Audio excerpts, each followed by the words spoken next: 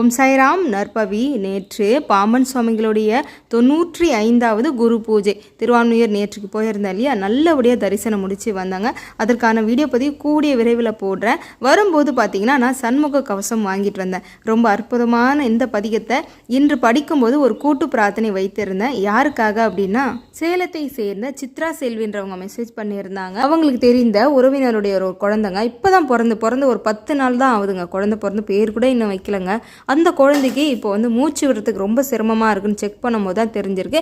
குழந்தையோட இதயத்தில் நல்ல பெரிய சைஸில் ஹோல்ஸ் இருக்கான். அது ஒரு மூச்சு விடுற குழாவும் ரொம்ப சின்னதாகவும் கஷ்டப்பட்டுக்கிட்டு இருக்கு குழந்தை அப்படின்றதுனால ரொம்ப சீரியஸாக இருக்குன்னு சொன்னாங்கம்மா. பேர் கூட தெரியாத அந்த குழந்தைக்காக நம்ம எல்லாரும் கூட்டு பிரார்த்தனையாக வேண்டிப்போம். அந்த குழந்தை நலமுடன் வாழணும், நல்லபடியான ஒரு வாழ்க்கையை கொடு முருகா அப்படின்னு.